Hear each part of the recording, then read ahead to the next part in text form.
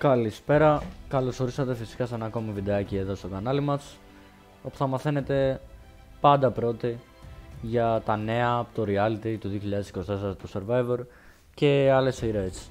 Πάμε να δούμε ποια κοπέλα είναι το φαβορί να αποχωρήσει αύριο στον αγώνα τη μονομαχία. Θα παρακολουθήσουμε μια μονομαχία με 4 σχετικά αδύναμες παίκτριες. Σίγουρα η Ευγενία μαζί με τη Μαριλίνα είναι 2 αδύναμες παίκτριες, αρκετά αδύναμες. Οι άλλες 2 είναι πιο μέτριου επίπεδου. Οπότε θα έχουμε στη μονομαχία Μαρία Αντωνά, Μαριλίνα, Ευγενία και Αναστασία που είναι καινούρια παίκτρια.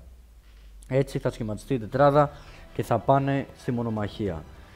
Ακόμα δεν είμαστε σίγουροι για τα στατιστικά, οπότε δεν μπορούμε να ξέρουμε και πώς θα είναι τα ζευγάρια προς την αποχώρηση της μονομαχίας δηλαδή.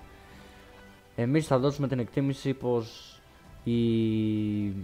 η Αναστασία θα έχει μάλλον τα καλύτερα στατιστικά αύριο και θα καταφέρει να παίξει με την Ευγενία και η Μαριλίνα να παίξει με την Αντωνά.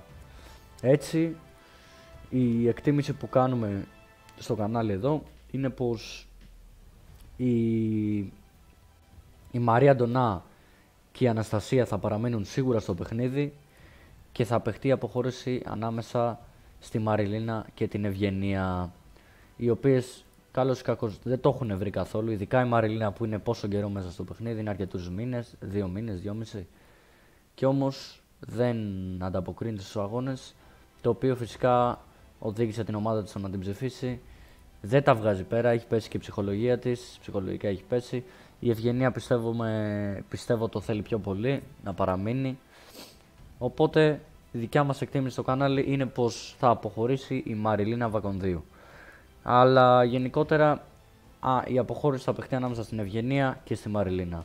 Αν σας άρεσε το βίντεο κάντε το like σας, μια εγγραφή με κουδουνάκι και καλή σας ημέρα.